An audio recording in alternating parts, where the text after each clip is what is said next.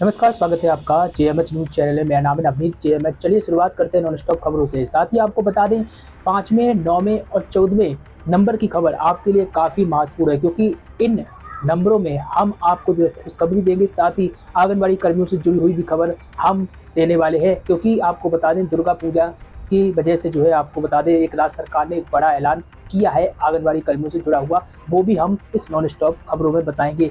शुरुआत करते हैं पहली बड़ी खबर से।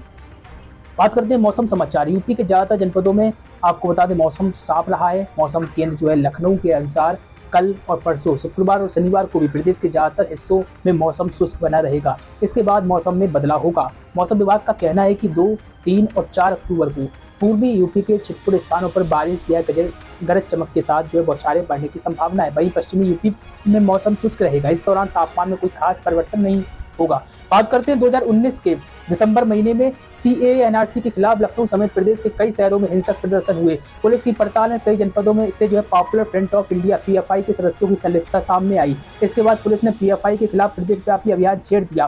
पीएफआई की गतिविधियों को देखते हुए यूपी के तत्कालीन डीजीपी ओम प्रकाश सिंह ने एक प्रस्ताव तैयार कराया था, जो पीएफआई व उससे जुड़ी तमाम संस्थाओं पर प्रतिबंध लगाने का था। शासन ने यह प्रस्ताव केंद्र को भेज दिया था। यूपी के बाद कर्नाटक और गुजरात सरकार ने भी पीएफआई पर प्रतिबंध लगाने की सिफारिश केंद्र को भेजी थी, जिसके बाद अब केंद्र सरकार ने पीएफआई पर प्रतिबंध लगा दिया। इस खबर हम कल भी आपको दे चुके हैं। अब बात करते हैं अगली खबर। महात्मा ज्योतिबा फुले रोहिलखंड विश्वविद्यालय बरेली ने यूपी बीएड 2022 काउंसलिंग के पहले राउंड के लिए काउंसलिंग शेड्यूल को जारी कर दिया। इच्छुक उम्मीदवार आधिकारिक वेबसाइट जो है वहां पर जाकर शेड्यूल चेक और डाउनलोड कर सकते हैं। यूपी बीएड 2022 काउंसलिंग 2022 के शेड्यूल के अनुसार फेज फर्स्ट के लिए रजिस्ट्रेशन की डेट जो है 30 सितंबर आपको बता दें शुरू होगी और 7 अक्टूबर 2022 तक चलेगी। इसके लिए उम्मीदवारों को 8 अक्टूबर 2022 को अपनी पसंद भरने का विकल्प मिलेगा। अब बात करते हैं उत्तर प्रदेश पुलिस भर्ती एवं प्रोन्नति बोर्ड की तरफ से कांस्टेबल के पदों पर वैकेंसी निकाली गई है। इस वैकेंसी का भर्ती नोटिफिकेशन भी जो है जारी कर दिया गया। यह भर्ती स्पोर्ट्स कोटे के तहत की जाएगी। इस भर्ती प्रक्रिया के जरिए कांस्टेबल के 534 पदों को भरा जाएगा। आपको बता दें आवेदन प्रक्रिया 1 अक्टूबर 2022 से बोर्ड की ऑफिशियली वेबसाइट पर शुरू हो जाएगी। जो अभ्यर्थी उत्तर प्रदेश पुलिस में कांस्टेबल के पदों पर आवेदन करना चाहते हैं 31 अक्टूबर 2022 तक वो ऑनलाइन आवेदन कर सकते हैं। अब बात करते हैं 5वीं बड़ी खबर।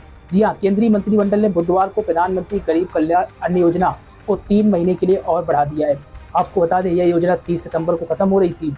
कैबिनेट की मीटिंग में जो है फैसला हुआ है। मीटिंग के बाद जो है मुफ्त अनाज योजना का लाभ अब दिसंबर तक दिया जाएगा, इसका ऐलान भी कर दिया गया। इस फैसले से गरीब और वंचित वर्ग के लगभग 80 करोड़ और उत्तर प्रदेश के लगभग 15 करोड़ लोगों को मुफ्त राशन का जो है फायदा मिलेगा। इस योजना का सीधा लाभ अंत्योदय और पात्र घरेलू राशन कार्ड धारकों को मिलेगा।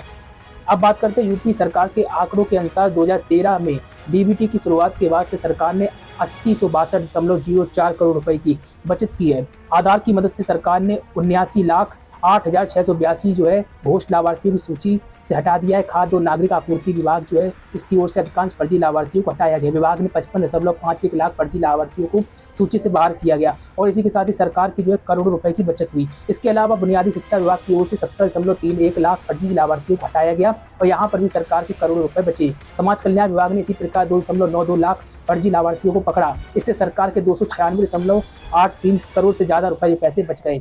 आपको बता दें इसी के साथ ही अलग अलग विभागों से आधार के जरिए जो है करोड़ों लाभार्थी अपात्र पाए गए, उनको पकड़ा गया और सरकार का जो है करोड़ों रुपए जो है बच गया, क्योंकि यह फर्जी लाभार्थी थे उनके अकाउंट में जा रहा था।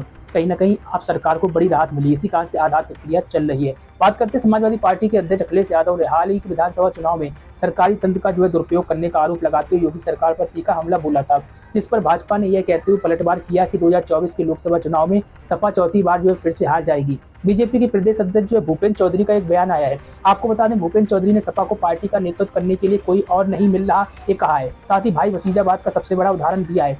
बताते चले कि नरेश उत्तम पटेल बुधवार को फिर से प्रदेश अध्यक्ष चुने गए और पार्टी के 2 दिवसीय अधिवेशन के दौरान गुरुवार को अखिलेश फिर से राष्ट्रीय अध्यक्ष चुने जाने वाले, यानी कि आज जो है चुन भी लिए गए। चौधरी ने कहा कि सपा का सम्मेलन झूठ और झांसे की बुनियाद पर टिका हुआ है। इसके नेताओं द्वारा लगाए गए आरोपों का अगले चुनाव में लोगों पर जो है कोई असर नहीं पड़ेगा। भ्रष्टाचार, अराजकता और सांप्रदायिक तुष्टीकरण की ब्रांड एम्बेसडर बन गई सपा, ये बड़ा आरोप लगाया। अब बात करते हैं लखनऊ में समाजवादी पार्टी के राष्ट्रीय सम्मेलन में अखिलेश यादव को फिर से पार्टी का राष्ट्रीय अध्यक्ष चुन लिया गया। बता दें कि अखिलेश यादव के नेतृत्व में समाजवादी पार्टी ने अब तक जो है 3 चुनाव लड़े हैं, जिनमें 2017 का विधानसभा चुनाव, 2019 का लोकसभा चुनाव और 2022 का विधानसभा चुनाव सम्मिलित है। हालांकि इन तीनों ही चुनाव में उन्हें उम्मीद के मुताबिक जो है कामयाबी नहीं मिली। साल 2012 का चुनाव समाजवादी पार्टी ने जीता था, लेकिन इसका नेतृत्व अखिलेश के पिता मुलायम सिंह यादव कर रहे थे। अब बात कर लेते हैं 9वीं बड़ी खबर। जी हाँ, ये ऐलान है, आंगनबाड़ी कार्यकर्ताओं को जो है 4500 रुपए दुर्गा पूजा बोनस की जो है घोषणा मुख्यमंत्री ने कर दी है। आपको बता दें, ममता बनर्जी जो पश्चिम बंगाल की सीएम, इन्होंने स्पष्ट किया है कि वित्त मंत्री से चर्चा करने के बाद यह घोषणा की जा रही है। मुख्यमंत्री ने जो अलीपुर बॉडीगार्ड जो है लाइन में आवासीय दुर्गा पूजा पंडाल का उद्घाटन किया। मुख्यमंत्री ममता बनर्जी ने कोलकाता में उपस्थित जनसमूह को संबोधित भी किया और कहा कि राज्य के वित्त मंत्री के साथ चर्चा के बाद मैं घोषणा करती हूँ कि गांव में आशा कार्यकर्ताओं को भी जो है 4500 रुपए दुर्गा पूजा बोनस के तौर पर दिया जाएगा। इस अवसर पर राज्य के मंत्री जो है इनके साथ उपस्थित रहे। अब बात कर लेते हैं, ऐसे में योगी सरकार ने इलेक्ट्रॉनिक जो है वाहन निर्माण के लिए फैक्ट्री लगाने से जुड़े नियमों पर काम करना शुरू कर दिया। राज्य सरकार ने, आपको बता दें, इस क्षेत्र में आने वाली कंपनियों को कई तरह की सुविधाएं देने का फैसला किया, जिसके लिए उत्तर प्रदेश नई इलेक्ट्रॉनिक व्हीकल पॉलिसी भी तैयार हो रही है। इसमें इलेक्ट्रिक जो है वाहन में बैटरी, स्पेयर पार्ट और मोटर व अन्य सभी उपकरणों पर कम से कम जो है दाम और सब्सिडी की योजना बनाई जा रही है, जिससे उत्तर प्रदेश में इलेक्ट्रॉनिक वाहन के निर्माण को बढ़ावा दिया जा सके और डीजल और पेट्रोल के वाहनों को कम किया जा सके। सरकार ने नई इलेक्ट्रॉनिक वाहन पॉलिसी के अंतर्गत कई तरह की सुविधाएं निवेशकों को देने की योजना बनाई है, तो कहीं ना कहीं सरकार इलेक्ट्रॉनिक वाहनों को बढ़ावा दे रही है। अब बात करते हैं उत्तर प्रदेश के मुख्यमंत्री योगी आदित्यनाथ इन दिनों सख्त दिखाई दे रहे हैं। योगी ने एक मीटिंग में अपने ही मंत्रियों को चेतावनी दे डाली कि वे ऐसी किसी भी गतिविधि में शामिल ना हो जिससे सरकार का नाम खराब हो या बदनामी हो। बुधवार को आपको बता दें, एक बैठक हुई थी। मुख्यमंत्री योगी आदित्यनाथ ने अपने मंत्रियों से इसी बैठक में कहा कि वे इस जिम्मेदारी को बड़े पैमाने पर लोगों की सेवा करने के अवसर के रूप में माने और उन्हें क्षेत्र में रहने और सप्ताह में कम से कम 3 से 4 दिन अपने संबंधित विभाग के काम की समीक्षा करने के दिशा निर्देश दिए। अब बात करते हैं सड़क दुर्घटना में होने वाली मौतों की संख्या को कम करने के लिए परिवहन मंत्रालय काफी लंबे समय से गाड़ियों में बैठे यात्रियों की सुरक्षा को जो है आपको बता दें बढ़ावा दे रही है। इसके लिए काफी लंबे समय से 4 पहिया वाहनों में 6 एयरबैग लगाए जाने की बात कही जा रही थी, जिसे लागू अब कर दिया गया है। परिवहन मंत्री नितिन गडकरी ने जो है गुरुवार को घोषणा की है कि 1 अक्टूबर 2023 से गाड़ियों में 6 एयरबैग जो है अनिवार्य होंगे। हालांकि यह केवल M1 कैटेगरी के पैसेंजर वाहनों पर ही जो है लागू किया गया है। अब बात करते हैं, केंद्र सरकार ने नए चीफ ऑफ डिफेंस स्टाफ का जो ऐलान कर दिया। Lieutenant general Anil Chauhan retire को जो है नया सीडीएस नियुक्त किया गया। जनरल बिपिन रावत के निधन के बाद यह पद पिछले 9 महीने से जो है खाली पड़ा था, जिसके बाद कई नाम इस रेस में थे, लेकिन पिछले साल दिसंबर में जनरल बिपिन रावत का अरुणाचल प्रदेश में एक हवाई दुर्घटना में निधन हो गया था और उनके साथ उनकी पत्नी और अन्य अफसरों की भी जो है दुखद मृत्यु हो गई थी। खैर, अब बात करते हैं 14वीं बड़ी खबर। पीएम किसान सम्मान निधि पाने के लिए पात्रों को भी जो है घोषणा पत्र अनिवार्य कर दिया गया है। इसका सत्यापन क्षेत्रीय लेखपाल करेंगे। इसके बाद ही 12वीं किस्त का पैसा जारी किया जाएगा। उम्मीद है कि दीपावली के पहले घोषणा पत्र सत्यापित पात्र किसानों के खातों में 12वीं किस्त के रूप में 2-2 हज़ार रुपये पहुंचेंगे। कृषि विभाग जो है तैयारी में जुट गया है, जिससे एक भी पात्र धनराशि से वंचित न रह जाएं। यूपी के सोनभद्र में 65,596 पात्र अन्नदाता प्रधानमंत्री किसान सम्मान निधि योजना से वंचित हो गए, यदि वह 30 सितंबर के पहले ई-केवाईसी नहीं करा देते।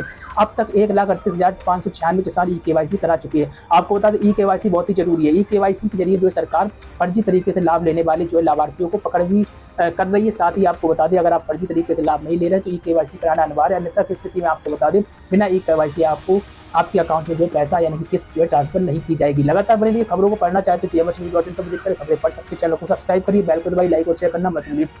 उत्तर प्रदेश के किस जनपद से इस खबर को देख रहे हैं आप, चैनल के नीचे जो कमेंट बॉक्स में अपनी प्रतिक्रिया जरूर दें। नमस्कार।